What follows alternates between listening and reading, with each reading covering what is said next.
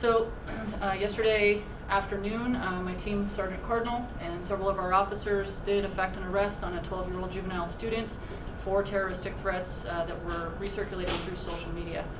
We are currently asking that the community do not recirculate these or repost them once they find them. It does create fear and extend that threat throughout the community. If you do find something on social media, we're asking that you do report it to Safe Voice or to the appropriate law enforcement agencies. Is there any other questions on this? How do you guys go about tracking something like that? So we collaborate with other law enforcement agencies in the area. So we do want to thank the FBI. They were strategic in assisting us with information to locate this juvenile. Did you get information from the FBI first and then you guys kind of started investigating? No, Safe Voice was the originating agency that provided this information to us, and we immediately launched an investigation as soon as they notified us. Were they specific schools or was it just a general threat, do you think? So there were several schools listed for this threat, and then there was continuous reposts that started mentioning different schools throughout the district, so it did end up going district-wide. Was the juvenile part of the school district? Yes. Go for it. Can you categorize what kind of violent threat the student made? Can you talk about that? They did specifically speak to gun violence. There were photographs in the post of firearms, several firearms laid out on certain platforms, and so they were indicating that it would be gun violence. Ms. Baker, in the past, I mean, we've heard recently too with school shootings, this is a little different, but the parents have been held responsible. How do you guys involve the parents in this, if you do at all?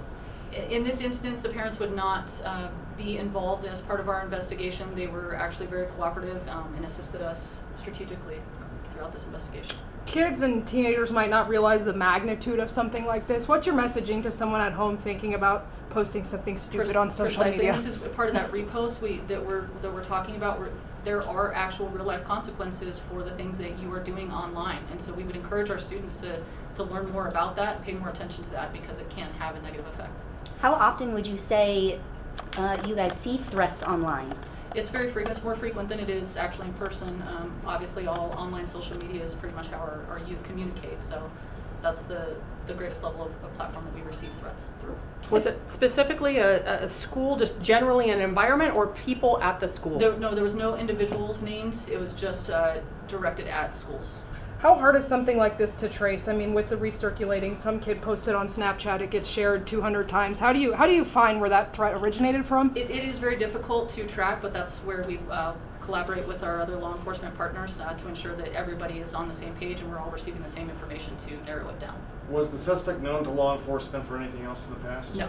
What's your messaging to parents who might be concerned about something like this? We've heard from a lot of parents reaching out saying, I don't want to send my kid to school because I saw this threat. What's your message? Right. As I indicated in my earlier press release, there is no ongoing threat to any of the schools or any of the future dates that were listed in any of the social media posts.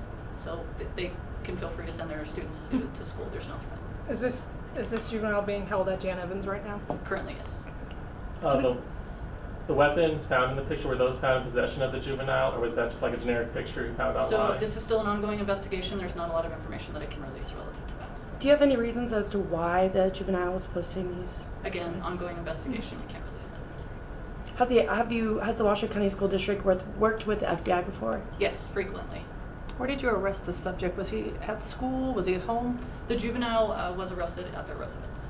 Was it yesterday? Did the news release? Yes. Okay, thank you. All right. Any other questions?